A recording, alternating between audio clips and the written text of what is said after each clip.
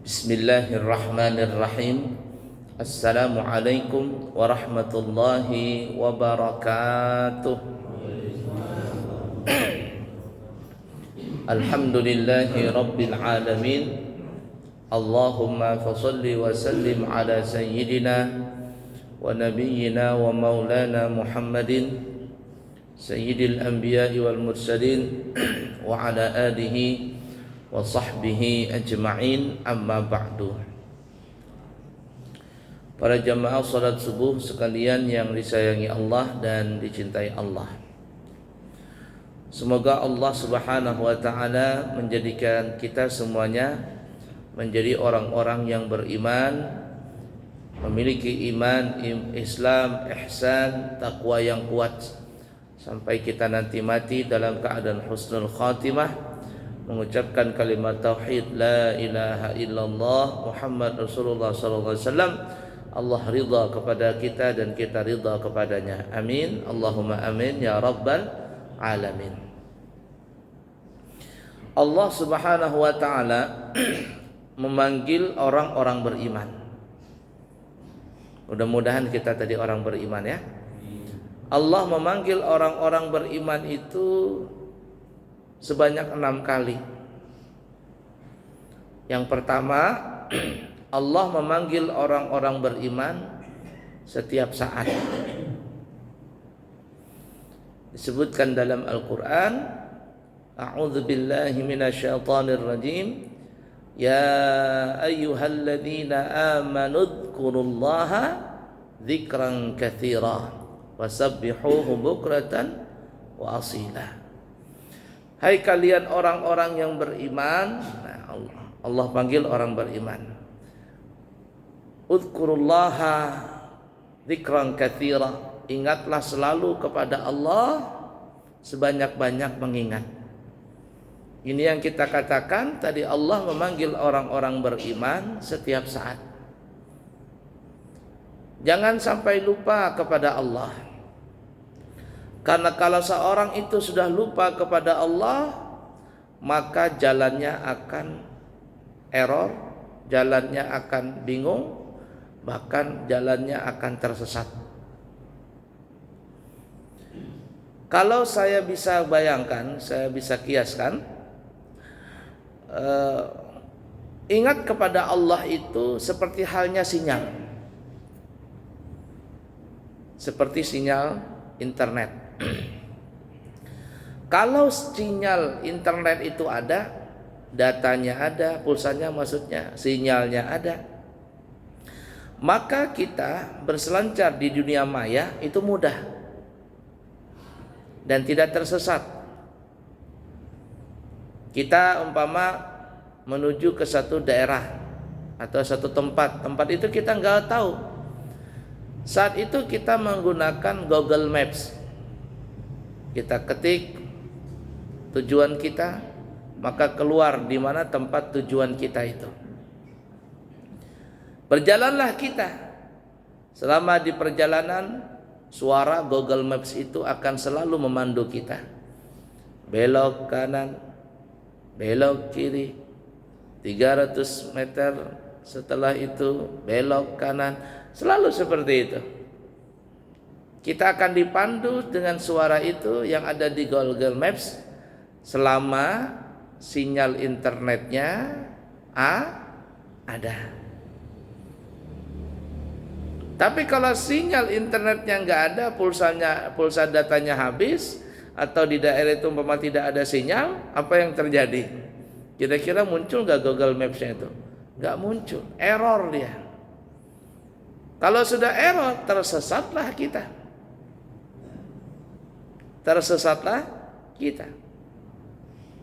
Nah, begitulah ibarat kata seperti halnya ingat kepada Allah.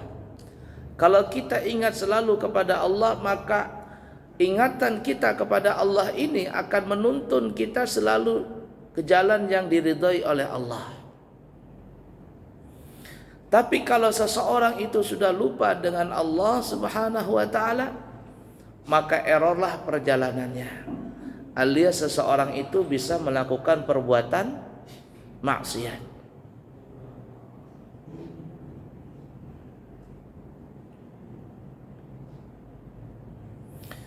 Disebutkan di dalam riwayat itu dikatakan, kata Nabi, yang maknanya bahasa kitanya, apabila seseorang itu berzina, man zana au syaribal khamra, siapa yang berzina kata Nabi, atau dia minum khamar, maka tercabutlah imannya, yanza'u imanu, tercabutlah dia punya iman, min qalbihi, dari hatinya. Orang yang sedang berzina itu imannya tercabut. Artinya dia tidak ingat kepada Allah. Kalau seandainya orang itu berzina, saat dia berzina ingat kepada Allah, dia tidak akan melakukan zina.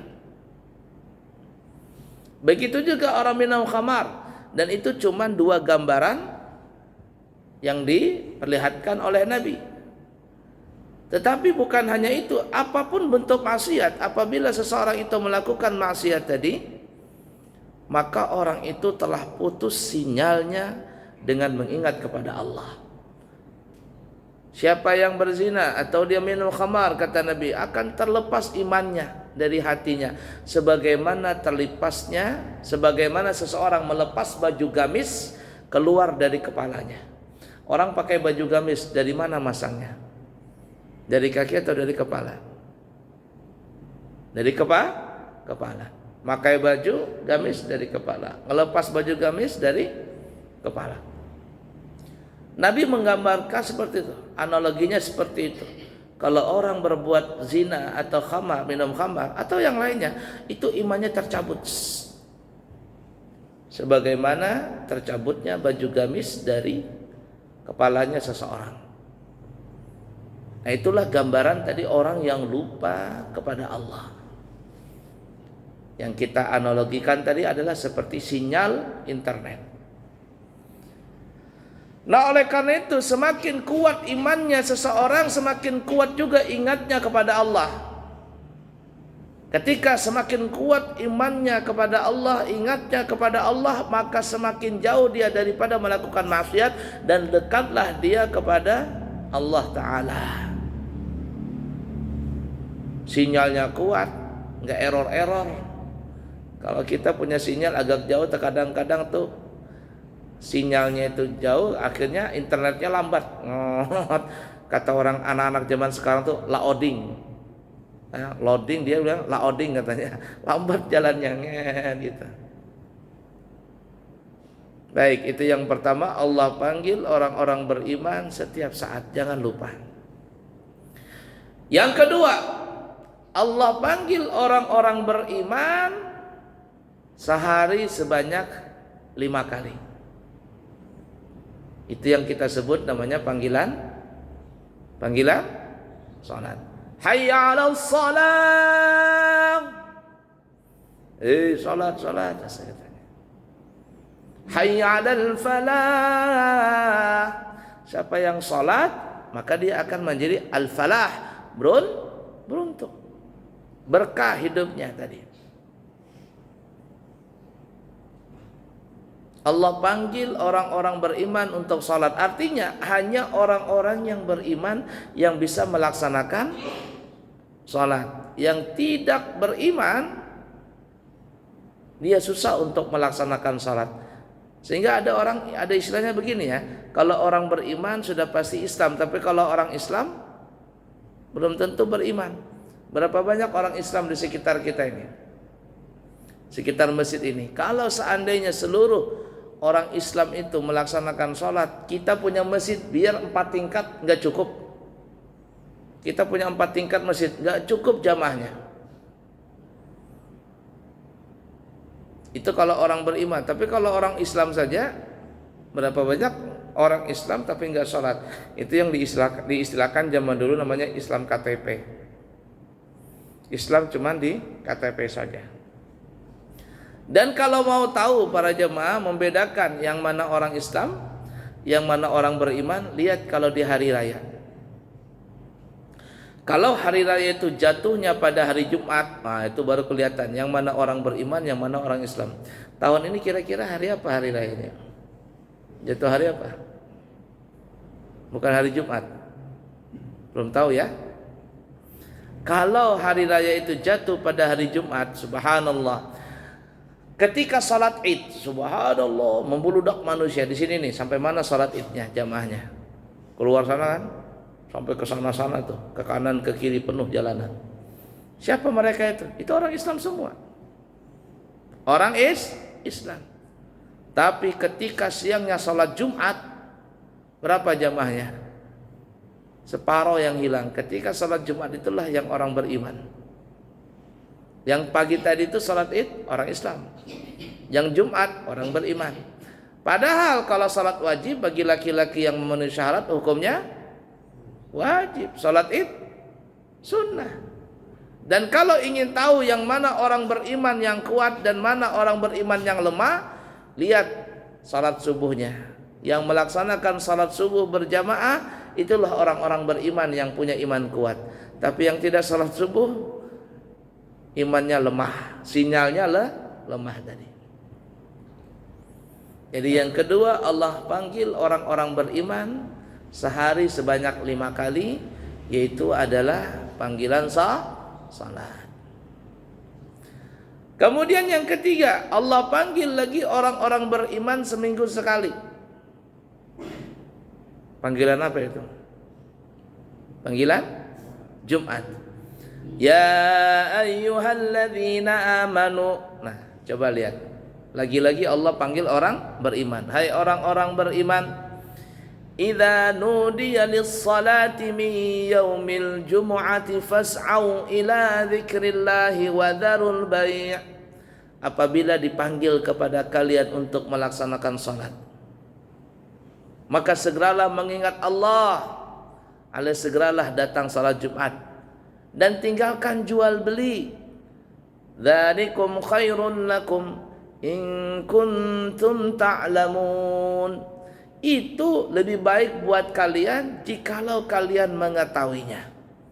Jadi kalau ada seseorang mengetahui hakikat tentang salat Jumat yang begitu besar fadilah dan karunia Allah yang Allah berikan di salat Jumat itu kepada orang yang salat Jumat, maka salat Jumat itu lebih baik daripada usaha yang dia kerjakan sampai-sampai dia meninggalkan salat Jumat. Itu hanya orang-orang beriman yang mampu melaksanakan salat Jumat. Sekali lagi, kalau seandainya semua orang Islam melaksanakan salat Jumat, maka tidak ada mobil di jalanan. Kosong mobil di jalanan itu, gak ada yang lewat halu lalang, mobil, motor dan sebagainya, semua akan berhenti untuk melaksanakan salat Jumat. Tapi disayangkan sekali lagi, Islamnya kebanyakan cuma Islam KTP. Coba lihat ketika Jumat tuh, tetap saja jalanan ramai, mobil halu lalang, motor halu lalang kesana kemari, tidak mau berhenti dia. Siapa mereka itu? Orang Islam. Jadi yang ketiga, Allah panggil orang beriman seminggu sekali, yaitu panggilan Jumat. Kemudian yang keempat, Allah panggil lagi orang beriman setahun sekali. Sebulan sekali nggak ada, langsung loncat setahun sekali. Kira-kira setahun sekali Allah manggil orang beriman itu pada saat kapan kira-kira? Puasa Ramadan. Coba lihat ayatnya dalam Al-Quran. Al-Baqarah 183. Ya ayyuhalladzina amanu, wahai kalian orang-orang yang beriman. Lagi-lagi Allah panggil orang beriman. Apa selanjutnya? Kutiba alaikumusiyam, diwajibkan kepada kalian puasa Ramadan. Kama kutiba alal ladzina min qablikum, sebagaimana telah diwajibkan puasa itu juga kepada umat-umat sebelum kalian. Apa tujuannya? La'allakum tattaqun, supaya kalian menjadi orang yang bertakwa. Artinya hanya orang-orang yang beriman yang mampu melaksanakan puasa. Yang tidak punya iman, cuman Islam doang, imannya enggak ada, itu hanyalah itu mereka tidak mampu melaksanakan puasa. Dan orang yang punya iman ini pun itu bertingkat-tingkat. Semakin kuat imannya, semakin bagus juga puasanya. Tapi kalau cuman iman saja, Islam saja, imannya lemah, itu yang hanya puasa cuman menahan lapar dan dahaga. Tapi mulut, mata, telinga, hidung, tangan, kaki, bahkan hatinya tidak puasa. Dan berapa banyak kita lihat di jalan-jalan, di mall, di pasar. Kalau sudah siang hari mereka nggak puasa, nggak ada lagi urat malunya, putus urat malunya. Kalau perempuan mungkin lagi makan bakso, mungkin dia lagi haid. Tapi ada pacarnya di situ makan bakso juga. Jangan-jangan pacarnya juga haid itu. Tidak ada lagi urat malunya, putus semuanya. Dan semakin kuat dia puasa, semakin kuat imannya, semakin bagus juga dalam melaksanakan puasanya. Dan tanda seseorang itu berhasil di dalam puasa Ramadannya itu bukan saat pada Ramadan, tapi tanda seseorang itu berhasil, mabrur atau tidak mabrurnya puasanya itu nanti dilihat setelah puasa, setelah Ramadan. 11 bulan berikutnya itu tandanya dia diterima atau tidak diterima puasanya. Kalau bulan Ramadan, subhanallah, masjid penuh, mushola penuh, semuanya pada sholat, pada tarawih. Tapi bukti seseorang itu berhasil atau tidak berhasilnya Ramadannya adalah setelah hari raya, setelah Ramadan. Nanti kita lihat setelah Ramadan, apakah jamaah subuhnya banyak seperti ini atau kurang, atau mungkin nggak ada sama sekali. Karena ada saya pernah nemukan. Saya tidak sebutkan masjidnya di Balikpapan. Ada satu masjid di Balikpapan. Masjid ini ya bisa dikatakan masjid ya setengah komunitas juga tidak. Tapi karena masjid itu di tengah-tengah masyarakat, ya dibilang bukan juga komunitas. Tapi rata-rata yang sholat di situ salah satu suku yang ada di Balikpapan. Saya tidak sebutkan sukunya. Jadi waktu saya ngajar pengajian di masjid itu, ibu-ibu, ada kai ini ya bisa dikatakan imamnya lah, tetuhannya di masjid itu. Lalu Sidin cerita, kata Sidin, guru katanya, subuh tadi ada subuh mana gitu, nah subuh hari apa katanya? Saya yang adzan, saya yang iqamat, saya yang imam, saya yang makmum. Masjid itu, masjid 2 tingkat kurang lebih seperti masjid kita ini juga. Di Balikpapan nggak jauh dari sini, paling-paling 3 menit nyampe sudah. Saya yang adzan, saya yang qomat, saya yang imam, saya yang makmum. Waktu itu tuh, saya adzan, selesai adzan, tidak ada yang datang. Saya baca ya hayyu ya qayyum, ya hayyu ya qayyum, la ilaha illa anta. Nggak ada juga yang datang. Si kai ini terkadang nengok ke belakang, mana jamaahnya ini? Nggak ada jamaahnya. Sampai qomat, nggak ada juga yang datang. Akhirnya beliau jadi imam. Ketika beliau ingin takbiratul ihram, apa beliau cerita? Tiba-tiba entah dari mana katanya ada beberapa orang masuk ke dalam masjid itu.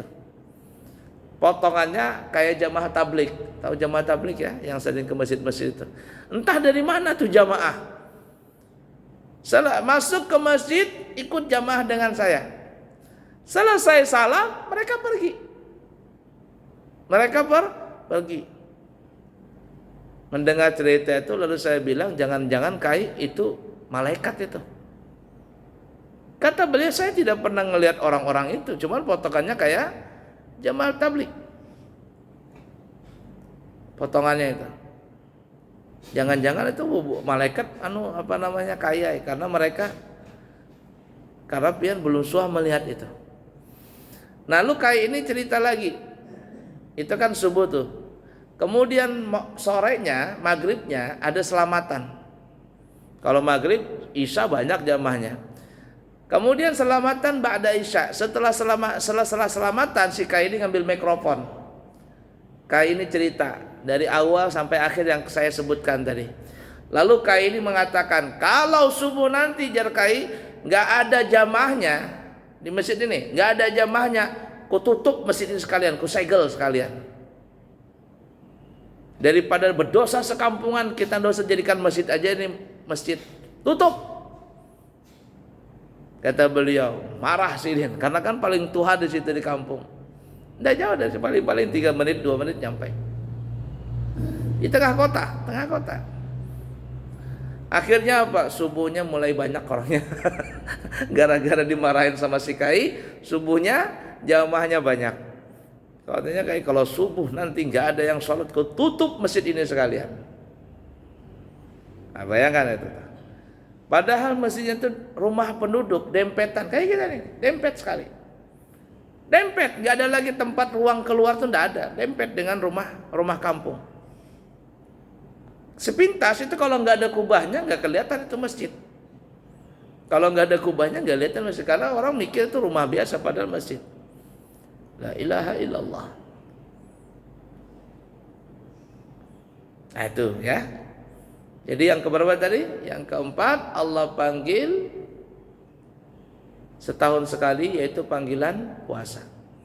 Hanya orang-orang yang beriman yang mampu puasa. Dan tandanya seseorang itu berhasil puasa Ramadan atau tidak, nanti lihat setelah Ramadan.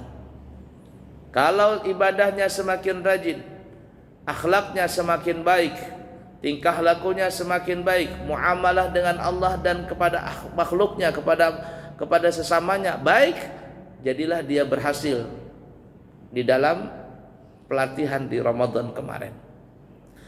Kalau seandainya setelah Ramadan kembali kepada sedia kala, kembali tidak salat berjamaah, kembali melakukan maksiat dan sebagainya, ini yang dikatakan orang namanya Ramadan tomat. Masuk Ramadan taubat, keluar Ramadan kumat. Dan itu banyak terjadi seperti itu. Baiklah ya, itu yang keempat. Kemudian yang kelima, panggilan yang kelima adalah panggilan sekali seumur hidup. Panggilan sekali seumur hidup. Panggilan apa itu? Panggilan haji. Itu pun juga bagi yang mampu. Zaman dulu ada lagunya itu, Kasidah Nasidaria. Panggilan haji telah tiba lagi, menunaikan ibadah. Gitu kan ya, lagu zaman dulu tuh. Saya masih kecil sering dengar lagu itu. Panggilan haji. Makanya orang-orang yang berangkat haji itu dikenal namanya Dhuyufur Rahman, tamu-tamunya Allah. Kalau Allah sudah menjadikan seseorang itu menjadi tamunya, diundang oleh Allah, maka bagaimanapun keadaan orang itu pasti akan berangkat. Saya tadi malam atau kemarin saya lihat ada label sekarang itu apa, daftar haji, maksudnya biaya haji tahun ini kalau nggak salah 57 atau 50 berapa itu, betul kah? Seperti itu. Ternyata berbeda-beda, dari Balikpapan beda, dari Jakarta beda, dari mana-mana beda. Kalau tidak salah dari Balikpapan 57 juta kalau nggak salah itu, pokoknya 50-an naik harganya.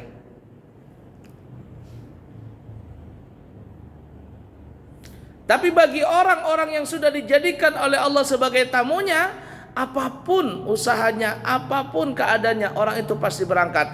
Sehingga ada istilah-istilah di Indonesia. Ada yang namanya haji mansur, halaman digusur. Beli tanah kemarin umpama di Gunung Binjai tahun berapa gitu, 10 tahun yang lalu beli tanah 1 hektar 2 hektar harganya paling-paling cuman 5 juta. Sekarangnya kena IKN, ditawar orang umpama 2 miliar. Beli kemarin cuman 10 juta, 10 tahun yang lalu, sekarang ditawar orang berapa? 10 miliar. Jual, jangan ditahan-tahan lagi. Langsung berangkat hajinya. Haji furoda lagi. Kalau haji plus sekarang, kita haji plus itu nunggunya 4 tahun 5 tahun, itu haji plus tuh. Haji furoda sekalian.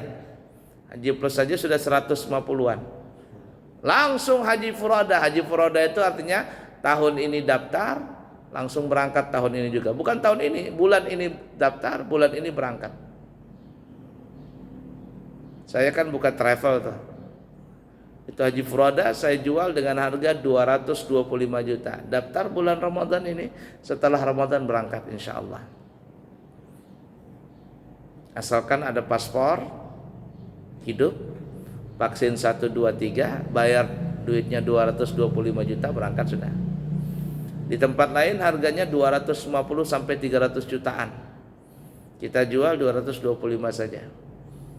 Kalau ada yang jual tanah umpama 10 miliar, jangan nunggu-nunggu lagi. Berangkat sudah. Kalau nggak nunggu-nunggu lagi, nanti pas meninggal dunia dituntut sama Allah, punya duit tapi nggak berangkat. Haji, panggilan haji. Haji Mansur, halaman digusur.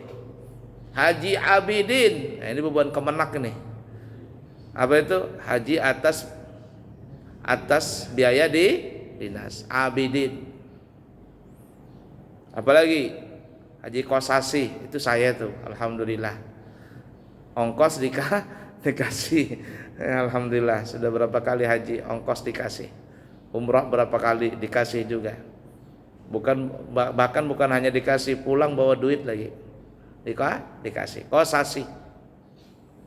Haji Abu Bakar. Ini mohon maaf ya, cuman guyon saja. Tidak ada unsur politik. Haji Abu Bakar, haji atas budi baik Golkar. Kan ada seperti itu. Partai si fulan nyumbang berangkat haji dan sebagainya. Bisa saja.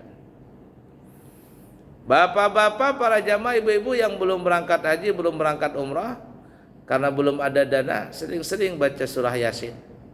Karena Nabi mengatakan Yasin 5 quri'alah. Yasin itu dibaca dengan niat apapun juga. Baca terus. Ya Allah, saya baca Yasin, semoga bisa berangkat haji. Baca terus. Gak mempan juga, tambahin baca surat Waqiah. Karena Waqiah untuk memperlancar rezeki. Gak mempan juga, tambahin Tabarak. Makanya orang zaman dulu 3 surat itu selalu dibaca setiap malam. Yasin, Waqiah, Tabarak. Gak pernah lupa setiap malam. Yasin gak mempan, Waqiah gak mempan, Tabarak gak mempan, tambahin yang terakhir, baca surat tanah. Baca surat tanah. Ada jual maksudnya tanah tadi. Kalau nggak mempan juga tanah tadi, ya pangdah. Berarti belum rezekinya. Nah, itu orang yang berangkat haji disebut duyufur rahman. Dipanggil sama Allah. Makanya ada orang kaya. Orang kaya duitnya banyak.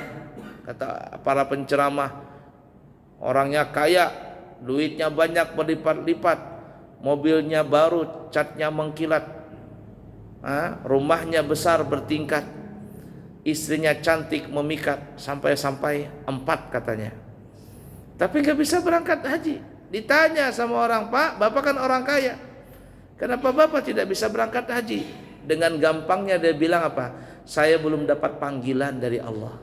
Saya belum dapat panggilan. Kalau dia bilang seperti itu, kita langsung aja doakan, mudah-mudahan Bapak cepat-cepat dipanggil Allah Subhanahu wa taala.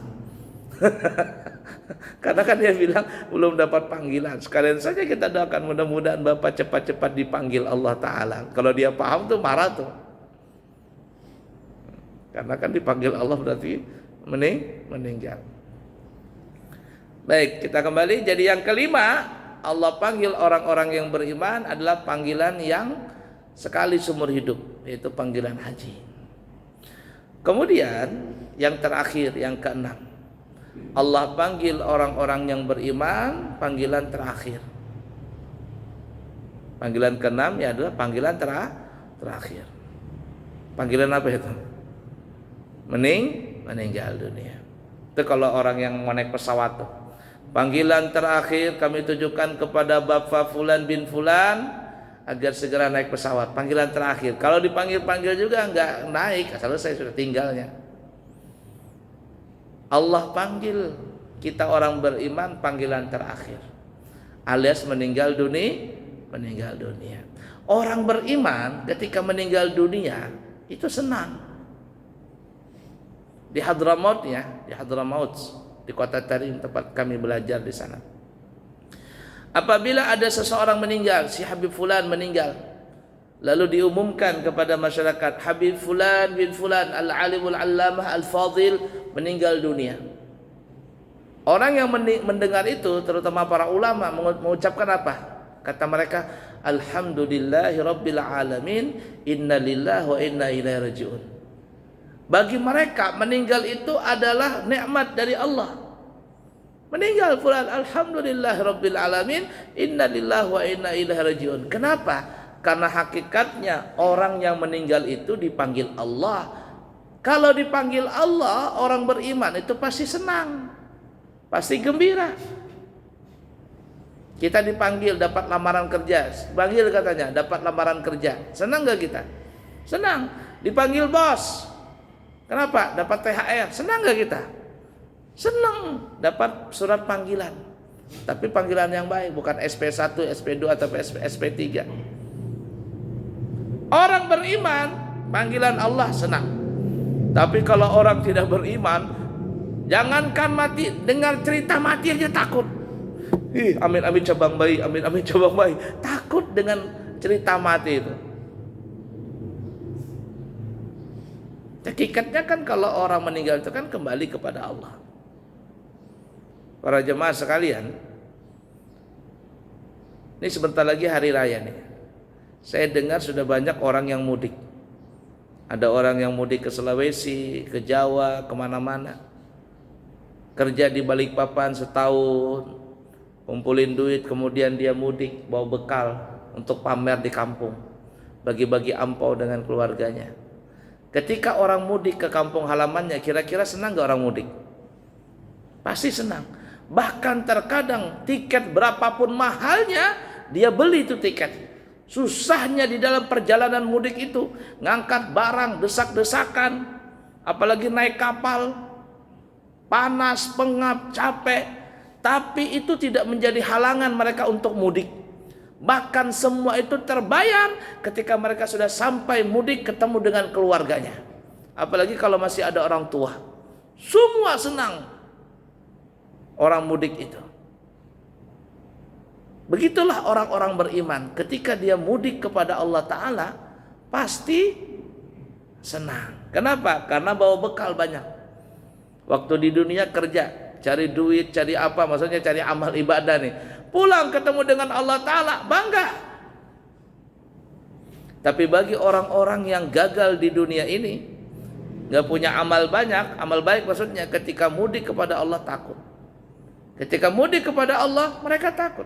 Seperti halnya orang yang kerja di Balikpapan, ternyata dia usahanya gagal. Modalnya bangkrut, habis. Apakah dia berani mudik? Malu katanya, malu. Belum berhasil malu mudik. Tapi orang berhasil, senang dia mudik. Bahkan supaya dikatakan sukses, terkadang dia nyewa mobil. Terkadang dia mobil kredit. Kadang beli motor kredit. Yang penting kan kata orang Banjar bagak apa bagak tuh. Yang penting pamer dulu di kampung. Ih, punya mobil. Iyalah. Padahal maka kredit juga. Macet lagi kreditnya. Yang penting kan penampilan dulu.